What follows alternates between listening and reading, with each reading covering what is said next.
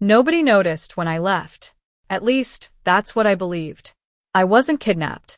I wasn't lost. I wasn't running from danger.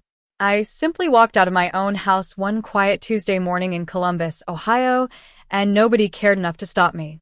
But what happened after I left changed everything. My name is Margaret Collins. I'm 58 years old, a retired elementary school teacher, a widow, and a mother of 2 grown children. For years, I lived in the same family home where my husband David and I raised our son Ethan and daughter Rachel. It was a beautiful 2-story house with white shutters, a front porch swing, and a maple tree David planted the year Rachel was born. After David passed away from a heart attack 7 years ago, the house became quieter. At first, my children visited often.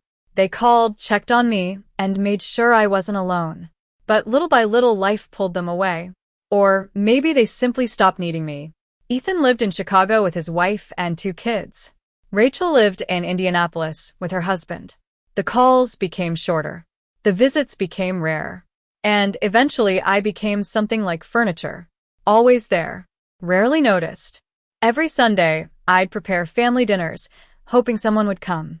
Sometimes they canceled at the last minute. Sometimes they forgot entirely. And sometimes they didn't even bother calling. I kept making excuses for them. They're busy. They have their own lives. Don't be selfish, Margaret. But loneliness has a strange way of growing. It starts as a small crack. Then one day you wake up and realize the crack has become a canyon. One evening, I sat at my dining room table staring at 4 untouched plates of food. I had spent hours cooking Ethan's favorite roast and Rachel's favorite apple pie. No one came. No one called. The silence felt heavier than the food sitting on the table. I remember looking around the empty room and asking myself a question that scared me. If I disappeared tomorrow, would anyone even notice? The answer came quicker than I expected. A week later, on another ordinary morning, I packed a single suitcase. I left my phone on the kitchen counter. I left a brief note, and then I walked out the front door. No dramatic goodbye. No angry speech. No tears. Just a tired woman carrying years of disappointment. I drove south through Ohio with no destination in mind. For the first time in decades, nobody knew where I was. And strangely enough, that freedom felt wonderful. What I didn't know was that the empty house behind me was about to reveal exactly how much, or how little, I truly mattered to the people I loved. And the truth would hurt far more than loneliness ever had. The first few days felt surprisingly peaceful. I drove through small towns across Kentucky and Tennessee, staying in inexpensive motels and roadside inns. For the first time in years, nobody expected anything from me. Nobody needed a favor. Nobody asked me to babysit. Nobody called only when they wanted something. I spent mornings drinking coffee on quiet porches and watching strangers begin their day. And yet, every evening, I found myself wondering the same thing. Had anyone noticed I was gone? The phone I'd left behind remained in my thoughts. Would there be missed calls? Voicemails? Messages asking where I was? Or would the silence continue? On the 5th day, curiosity finally got the better of me. I bought a cheap prepaid phone and logged into my email account. My hands trembled as I checked my inbox. Nothing. No emails from Ethan. No emails from Rachel. No messages from anyone in my family. At first, I told myself there must be another explanation. Maybe they hadn't visited the house. Maybe they assumed I was traveling. Maybe they weren't worried yet. But deep down, I knew the truth. Nobody had bothered to check. The realization hit harder than I expected. That night, I cried myself to sleep. Not because I was angry, because I felt invisible. Back in Ohio, life continued without me. At least that's what I thought.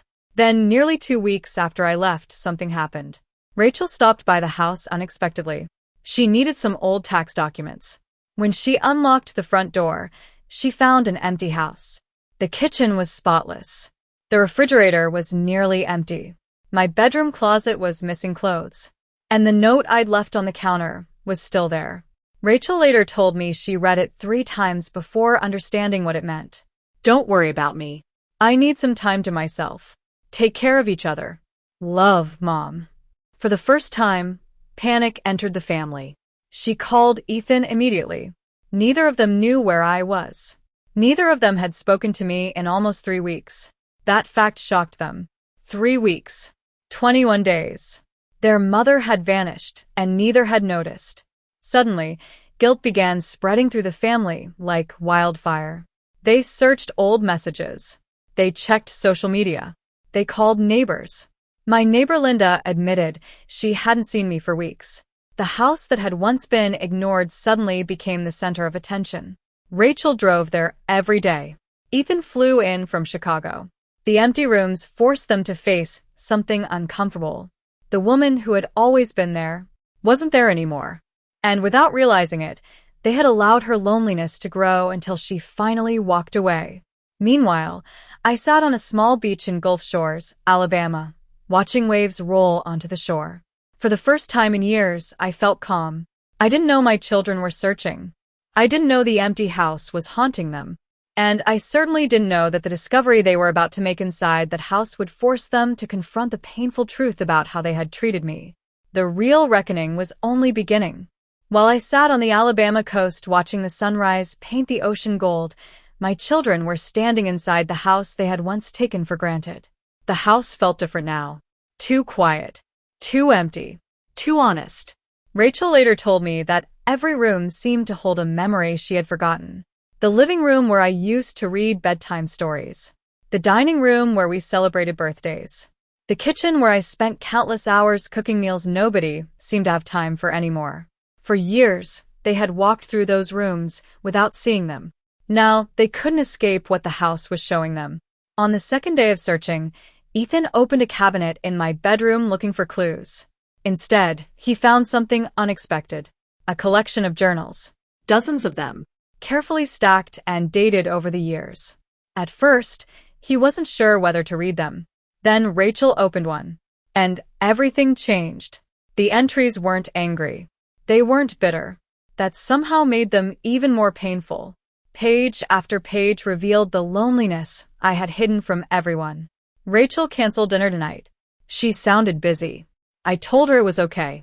Maybe next week. Ethan promised to visit this weekend. Something came up again. I spent Thanksgiving alone today. I didn't tell the children because I didn't want them to feel guilty. I miss being important to someone. The words hit them like a punch to the chest. They kept reading. And with every page came another forgotten moment. Another missed opportunity. Another reminder that their mother had been suffering quietly while they were busy living their own lives. Rachel broke down first. Then Ethan. For the first time, neither could pretend they hadn't known. The evidence was sitting in their hands. Their mother hadn't left because she hated them. She had left because she felt she no longer mattered. Then they discovered something else. A photo album. Inside were hundreds of family pictures. But tucked between the pages was an envelope. On the front, written in my handwriting, were 4 simple words. If I ever leave. Their hands shook as they opened it. Inside was a letter. Not a goodbye letter. Not a letter filled with blame. A letter filled with truth. I wrote about how much I loved them. How proud I was of the adults they had become. How I never wanted them to feel responsible for my happiness. But I also admitted something I had never said aloud. I felt forgotten. Not unloved. Forgotten. There is a difference. The letter ended with words neither of them would ever forget. One day this house will be empty. Not because I left, but because life eventually takes all of us away. I only hope you don't wait until then to remember I was here. By the time they finished reading, both of my children were crying. And for the first time in many years, they truly saw me. Not as mom, not as someone who would always be there, but as a woman, a human being, someone who could hurt, someone who could feel alone, someone who could disappear. And at that very moment, hundreds of miles away, I received a phone call that would change everything. When I answered and heard Rachel's voice trembling on the other end, I knew the empty house had finally spoken louder than I ever could.